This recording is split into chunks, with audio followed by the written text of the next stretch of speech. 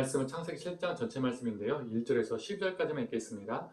여호와께서 노아에게 이르시되 노아 내 온 집은 방주로 들어가라. 이 세대에서 내가 내 앞에 의로움을 내가 보았음이니라. 너는 모든 정결한 짐승은 암수 7씩 부정한 것은 암수 2씩을 내게로 데려오며 공중의 새도 암수 7씩을 데려와 그 씨를 온 지면에 유전하게 하라. 지금부터 7일이면 내가 40주야를 땅에 비를 내려 내가 지은 모든 생물을 지면에서 쓸어 버리리라. 노아가 여호와께서 자기에게 명하신 대로 다 준행하였더라. 홍수가 땅에 있을 때 노아가 600세라. 노아는 아들들과 아내와 며느리들과 함께 홍수를 피하여 방주에 들어갔고 정결한 짐승과 부정한 짐승과 새와 땅에 기는 모든 것은 하나님이 노아에게 명하신 대로 암수 2씩 노아에게 나와 방주로 들어갔으며 7일 후에 홍수가 땅에 덮이니 노아가 600세 되던 해에 둘째 날 곧 그 달 11일 날이라. 그날에 큰 기품의 샘들이 터지며 하늘의 창문들이 열려 40주야를 비가 땅에 쏟아졌더라. 아멘. 오늘 아침 묵상을 함께 하신 우리 모든 성도님들에게 하나님의 은혜가 있기를 간절히 소망합니다. 오늘 본문에서는 동물들이 방주에 들어가고 노아의 가족도 방주에 들어갑니다. 그리고 하나님께서 방주의 문을 닫으시고 비가 40주야로 내립니다. 여기서 방주를 히브리어로 테바라고 말하고요. 또 배라는 단어가 있는데요. 이 배를 오니아라고 말합니다. 둘 다 물에 뜨는 것인데 그럼에도 불구하고 왜 테바, 오니아라고 구분을 했을까요? 이 테바, 즉 방주와 오니아, 즉 배는 같은 것 같지만 구별되는 점이 두 가지가 있습니다. 첫째로 방주에는 동력이 없습니다. 돛이나 노 같은 것이 없다는 것이죠. 크기와 상관없이 돛이나 노가 달려 있으면 그건 배라고 불립니다. 둘째, 방주에는 방향을 결정하는 방향타가 없습니다. 반대로 배는 내부에 자체적으로 방향을 조정할 수 있는 장치, 방향타, 조타가 있다는 것이죠.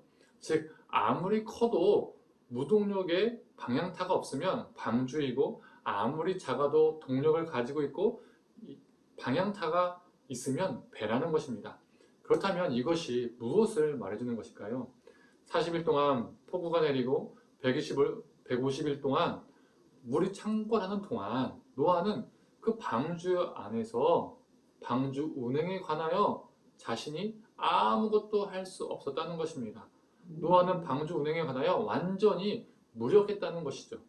살려고 방주에 들어간 것인데 살기 위해서 그가 할 수 있는 일은 아무것도 없었습니다. 노를 저을 수도 없었고 방향타를 돌릴 수도 없었습니다. 하루 이틀도 아니고 150일이라는 이 시간은 엄청난 긴 시간이죠.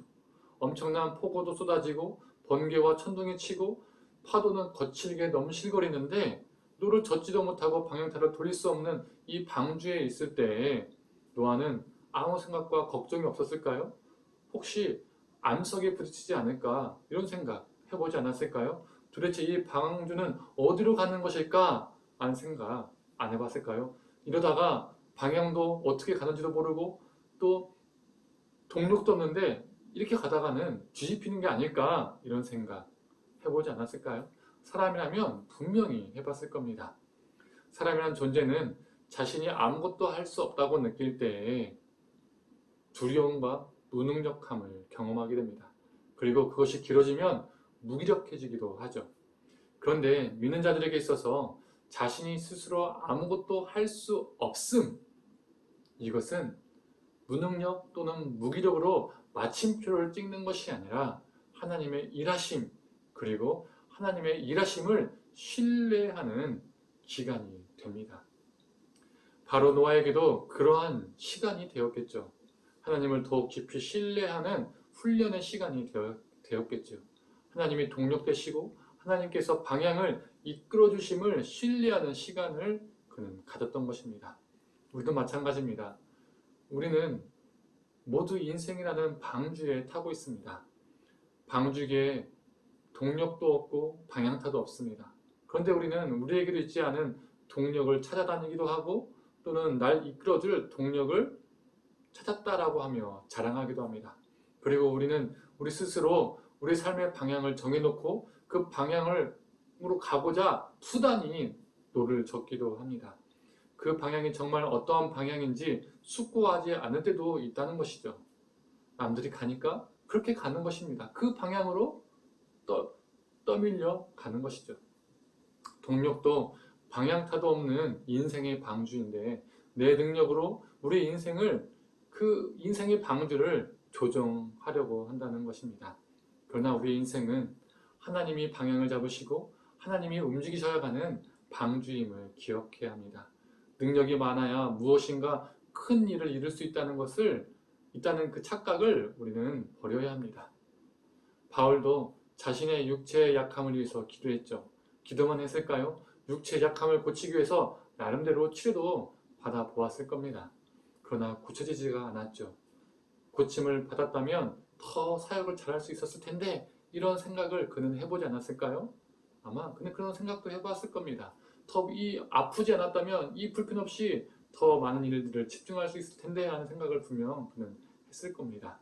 하지만 그는 그 아픔 속에서 육체의 가시 속에서 기도하면서 한 가지를 깨닫게 됩니다. 그리고 하나님의 뜻을 알게 됩니다. 약한데 그리스도의 능력이 머문다는 것이죠. 사랑하는 성도님들, 내 인생을 내 스스로 움직일 수 없다는 것, 내 인생을 내가 계획한 방향대로 조정할 수 없다는 것, 그것을 처절히 깨달을 때 바로 그 시간이 우리 주님의 능력이 머무는 시간입니다. 우리를 이끄시고 우리의 방향을 붙잡아 주십니다. 오늘 하루도 우리의 동력과 방향타가 되시는 우리 주님을 붙잡고 살아가는 저와 우리 성도님 되기를 간절히 축원합니다. 함께 기도하겠습니다. 하나님, 배는 방향타와 동력이 있지만 방주는 동력과 방향타가 없음을 보게 됩니다.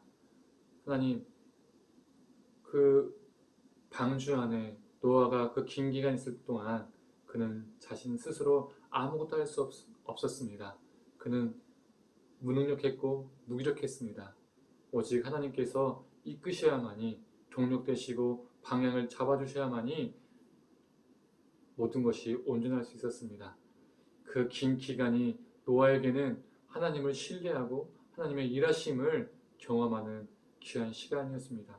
인간의 무능력함이, 인간의 무력함이, 인간의 아무것도 할 수 없음이 하나님이 일하시는 시간이었음을 보게 됩니다. 하나님, 우리가 인생을 살면서 이 인생의 방주 속에 살아갈 때 하나님, 참 우리가 때로는 무기력할 때가 있고 무능력함을 느낄 때도 있고 정말 무력할 때가 있음을 참 보게 됩니다. 하나님, 그때 우리가 우리 자신을 보고 좌절하고 낙심도 되지만 하나님, 그때 우리가 다시 한번 생각하게 하여 주시옵소서. 그 시간이, 그 기간이 하나님이 일하시는 기간임을 우리가 기억하면서 더욱더 다른 무엇이 아니라 하나님을 붙잡는 인생 되게 하여 주시옵소서. 우리가 무력할 때에, 우리가 약할 때에 그리스도의 능력이 머문다는 것을 우리가 기억하며 살게 하여 주옵소서. 사랑이 많으신 예수님의 이름으로 기도드립니다. 아멘.